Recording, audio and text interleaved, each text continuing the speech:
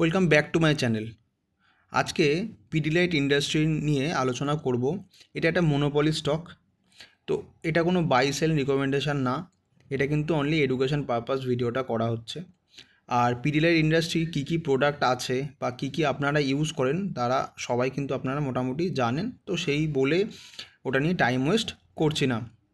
তো পিডিলাইট ইন্ডাস্ট্রি এখন একটা স্ট্রং পজিশনে রয়েছে, কারণ হচ্ছে 1244.55 এটা একটা স্ট্রং সাপোর্ট জোন।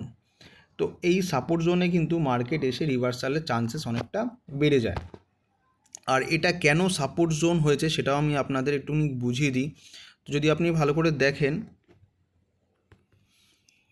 এই জোনটায় কিন্তু মার্কেট অনেক দিন কিন্তু কনসোলিডেট করেছে। এটা কিন্তু মান্থলি টাইম ফ্রেম, এটা মনে রাখবেন, একটা স্ট্রং কনসোলিডেশন রয়েছে।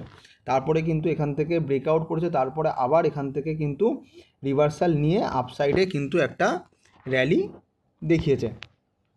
তারপরে সেই পজিশান থেকে কিন্তু মার্কেট আবার যেখানে কনসোলিডেশন জোন সেই জায়গায় এসে মার্কেট এসেছে। তো এই পজিশানে কিন্তু একটা স্ট্রং পজিশান হয় যে এখানে থেকে মার্কেট রিভার্সাল হতে পারে, এটা এক্সপেকটেশন, ঠিক আছে।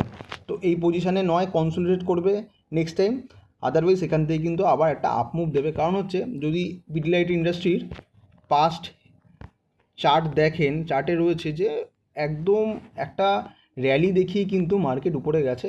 তো এইটা একটা, যদি আপনি পুরোটাকে একটা জোন হিসাবে ধরেন, এটা কিন্তু একটা স্ট্রং কনসোলিডেশন। তো এখান থেকে কিন্তু মার্কেট একটা স্ট্রং পজিশানে যাচ্ছে, কারণ মার্কেটে একটা নেচার আছে, যখন একটা স্ট্রং আপমুভ দেয় তখন কিন্তু একটা কনসোলিডেশন হয়, তা দেন কিন্তু আবার আপমুভ দেওয়ার চান্সেস বেড়ে যায়। তো এই জিনিসগুলোকে মাথায় রাখতে হবে একটা স্টককে যখন আপনি অ্যানালাইসিস করবেন।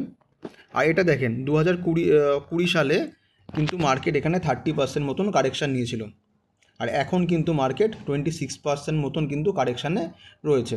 তো এখানে একটা বাইং পজিশান হতে পারে। আরএসআইটা এবার এখানে প্লট করে দেখা যাক যে কেমন পজিশান আছে। দেখুন আরএসআই 41 ওভারসোল জোনে কিন্তু রয়েছে। মান্থলি টাইম ফ্রেমে কিন্তু 41 যদি আপনার আরএসআই থাকে তাহলে কিন্তু ওভারসোল্ডই হিসাবে ধরতে পারি আমরা। কারণ যখন কোভিডের টাইমেও কিন্তু মার্কেট এখানে ওভারসোল জোনে যায়নি। ওভারসোল জোনে গেছিল পিডিলাইট ইন্ডাস্ট্রি আপনার 2002 সালে, তো 2009 সালে গেছিলো আপনার। আর এটা হচ্ছে 2008 সালে একবার 2007 থেকে 2008-এর মধ্যে একটা ক্রাইসিস হয়েছিল, হর্ষদ মেহতার যে প্রবলেমটা হয়েছিল সেটা নিয়ে।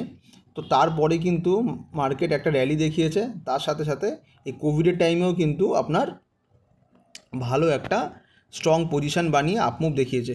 তো এখানে আপনি আপনার লিস্টে কিন্তু এই পিডিলাইট ইন্ডাস্ট্রিকে রাখতে পারেন, আর এটা খুব ভালো শেয়ার। তো আগামীকালেও এটা একটা আপমুভ দিতে পারে। তো এই ভিডিওটা দেখে যদি আপনার কিছু নলেজ গেইন হয় বা আপনার যদি কিছু বোঝার সুবিধা হয়, যে আপনি চার্ট নেচার সম্বন্ধে কিছু বুঝতে পারেন, অবশ্যই শেয়ার অ্যান্ড সাবস্ক্রাইব করবেন। Thank you so much.